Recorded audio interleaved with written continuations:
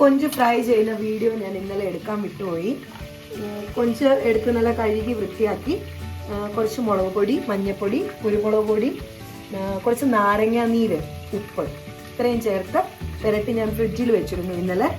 എന്നിട്ടത് രാവിലെ എടുത്ത് നല്ല വെളിച്ചെണ്ണയ്ക്കകത്ത് ഒരു ചെറിയ രീതിയിൽ, ഒരുപാട് നേരം ഫ്രൈ ചെയ്യേണ്ട, ഒന്ന് ജസ്റ്റ് ഒന്ന് വാടിയാൽ മതി. കാരണം അത് ഒരുപാട് നമ്മൾ ഫ്രൈ ചെയ്യുമ്പോഴത്തേന് റബ്ബർ പോലെ ആയിപ്പോവും. അപ്പം ആ ഒരു രീതി വേണ്ട, ഒരു ഷാലോ ഫ്രൈ ചെയ്തെടുത്തിട്ടുണ്ട്. പിന്നെ കുറച്ച് വെളുത്തുള്ളി, ഇഞ്ചി കുഞ്ഞായിട്ട് ഇവിടെ കട്ട് ചെയ്ത് വെച്ചിട്ടുണ്ട്. ഇനി നമ്മുടെ സവോള എടുത്തിട്ട് കുഞ്ഞു ക്യൂബ്സ് ആയിട്ട് വേണം മുറിക്കാൻ. ഒരുപാട് അങ്ങ് വലുതായിട്ട് കിടന്നു കഴിഞ്ഞാൽ അത് വഴന്ന് വരാനും കുറച്ച് സമയമെടുക്കും. ഇങ്ങനെ ചെറിയ പീസാകുമ്പോൾ അതായിരിക്കും നല്ലത്. രാവിലെ ആ കൊഞ്ച് ഫ്രൈ ചെയ്തെടുത്ത് ആ വെളിച്ചെണ്ണ തന്നെയാണ് ഇത്. അതിലേക്കാണ് നമ്മൾ ബാക്കിയുള്ള കാര്യങ്ങൾ വഴറ്റി ചേർക്കാൻ പോകുന്നത്. ഒരു മീഡിയം ടൈപ്പിലുള്ള 4 സവോളയാണ് ഞാൻ എടുത്തിരിക്കുന്നത്. പിന്നെ ഒരു കുടം വെളുത്തുള്ളി, ഒരു ചെറിയ കഷ്ണം ഇഞ്ചി, അത്രയാണ് അരിഞ്ഞു വെച്ചിരിക്കുന്നത്. ഇനി ആ സവോള ഒന്ന് കട്ട് ചെയ്തെടുക്കട്ടെ. കരയാണ് സുഹൃത്തുക്കളെ, ഞാൻ കരയാണ്. സവോള അരിഞ്ഞ് കരയും.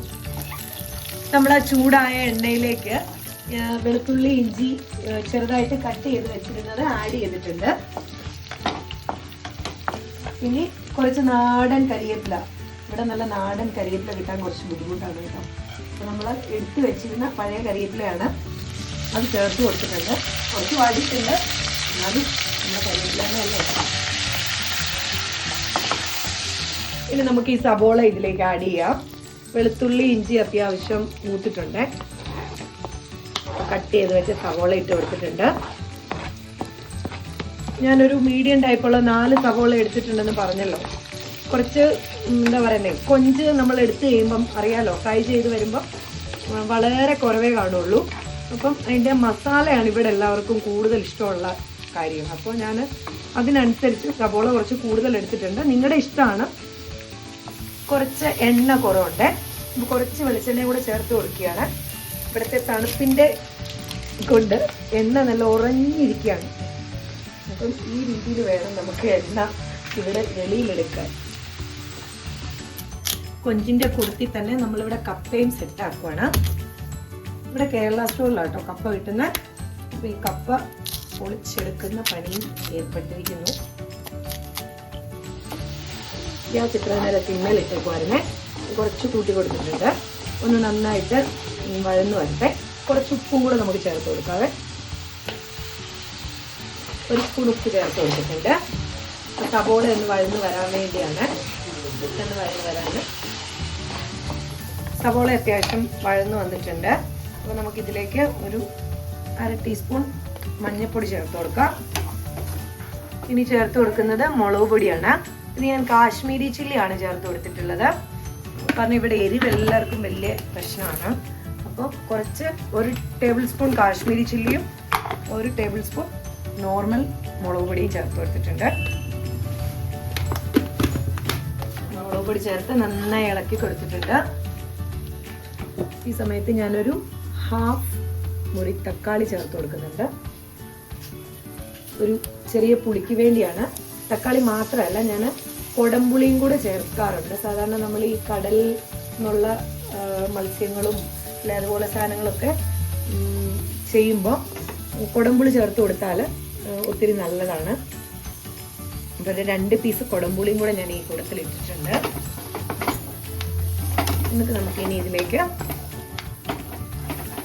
കൊഞ്ച് ചേർത്തിട്ട് വഴറ്റി കുറച്ച് ചൂടുവെള്ളം ഒഴിച്ചു കൊടുക്കാം.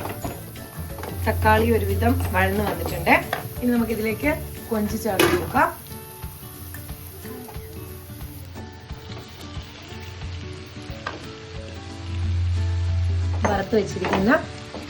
വറുത്തതല്ല, ജസ്റ്റ് ഒരു ഷാലോ ഫ്രൈ, എത്രയും പറയാൻ പറ്റുള്ളൂ. നന്നായി ഒന്ന് ഫ്രൈ ആക്കിയിട്ടില്ല. കൊഞ്ച് ചേർത്ത് കൊടുത്തിട്ടുണ്ട്. ഇനി ഇതൊന്ന് ജസ്റ്റ് അരപ്പുമായിട്ടൊന്ന് മിക്സ് ആവാൻ വേണ്ടി നമുക്ക് കുറച്ച് ചൂടുവെള്ളമാണ് ഞാൻ ചേർക്കുന്നത്. എപ്പോഴും ഇങ്ങനെ നമ്മൾ വഴറ്റിയൊക്കെ എടുക്കുന്ന സമയത്ത് പച്ചവെള്ളത്തിനെക്കാട്ടി ചൂടുവെള്ളം ചേർത്ത് കൊടുത്താൽ അതായിരിക്കും കുറച്ചുകൂടെ നല്ലത്.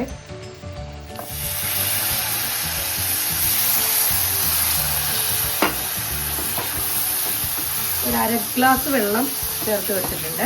അപ്പം മസാല എല്ലാം കൂടെ ഒന്ന് ഒരുമിക്കാൻ വേണ്ടിയാണേ. ഒരു ലേശം കുരുമുളക് പൊടി വെതറി കൊടുത്തിട്ടുണ്ട്. അതുപോലെ തന്നെ ഗരം മസാല പൊടിച്ചു വെച്ചത് ഒരു 1/4 ടീസ്പൂൺ, അത്രേ ഉള്ളൂ. ഇത്രയും ചേർത്ത് കൊടുത്തിട്ടുണ്ട്. അത് ചേർത്ത് നന്നായി ഒന്ന് ഇളക്കിയിട്ട് നമുക്ക് അടച്ച് വെച്ച് ഒരു 5 മിനിറ്റ് വേവിച്ചെടുക്കാം. അപ്പം അതിലെ വെള്ളമൊക്കെ വറ്റി ഒന്ന് ഡ്രൈ ആയി വന്നിട്ടുണ്ട്. ഞാൻ കൊഞ്ച് വറക്കാൻ വേണ്ടി പുരട്ടിയപ്പോഴും ഉപ്പ് ചേർത്തിട്ടുണ്ടായിരുന്നു. അതിൻ്റെ കൂടെ തന്നെ നമ്മൾ സവോള വഴറ്റിയപ്പോൾ വീണ്ടും ഉപ്പ് ചേർത്തല്ലോ. അപ്പം ഉപ്പ് പോരാന്ന് തോന്നിയാൽ ഈ സമയത്ത് നിങ്ങൾക്ക് ഉപ്പ് ചേർത്ത് കൊടുക്കാം കേട്ടോ. ജസ്റ്റ് ഫ്രൈ ആയതുകൊണ്ട് തന്നെ കൊഞ്ച് പെട്ടെന്ന് വെന്ത് കിട്ടും. ഒന്ന് ചെക്ക് ചെയ്യുക കൊഞ്ച് വെന്തിട്ടുണ്ടോ എന്ന്.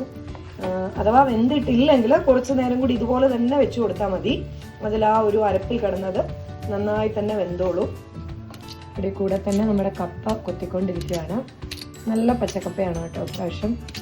അത് കേരള സ്റ്റോറിൽ വന്നത് അത്യാവശ്യം നല്ല പൊടിയുള്ള കപ്പയാന്ന് തോന്നുന്നു. വെന്ത് കഴിയുമ്പോൾ അറിയുള്ളൂ. കപ്പ പൊളിക്കുമ്പോൾ ആ ഒരു നമുക്ക് കപ്പയുടെ ആ ഒരു പരുവം മനസ്സിലാവുമല്ലോ. ചാറായിട്ട് വേണമെന്നുള്ളവർക്ക് കുറച്ച് ചൂടുവെള്ളം കൂടെ ചേർത്ത് ചാറാക്കി എടുക്കാം. അല്ലാന്നുണ്ടെങ്കിൽ ഈ ഒരു പെരണ്ട പരുവാണ് ഇഷ്ടമെന്നുണ്ടെങ്കിൽ ഇത് മതി. ഇപ്പം നമ്മുടെ ഏതാണ്ട് കൊഞ്ച് കുക്കായിട്ടുണ്ട്. പ്രോസസ്സുകളെല്ലാം തന്നെ ചെയ്തിട്ടുണ്ട്. ഇനി മുകളിൽ നമുക്ക് വേണമെങ്കിൽ കുറച്ച് കുരുമുളക് പൊടി, കുറച്ച് ഗരം മസാല, കരിവേപ്പില വെതറി കൊടുക്കാം. ഇതിപ്പം നന്നായി കുക്കായി വന്നിട്ടുണ്ട്. ഇനി തീ ഓഫ് ചെയ്യാണ്. ഇനി നമുക്കിതൊരു പാത്രത്തിലേക്ക് മാറ്റാം. ആ സമയം കൊണ്ട് തന്നെ ഇവിടെ കപ്പയ്ക്കുള്ള വെള്ളം തിളച്ചിട്ടുണ്ട്. നമ്മൾ കപ്പ അടുപ്പേ വേവിക്കാൻ വേണ്ടി കൊത്തി നല്ല പുളിയൊക്കെ പിടിച്ച നമ്മുടെ കൊഞ്ച് ഒലത്തിയത് അങ്ങനെ റെഡി ആയിരിക്കുന്നു.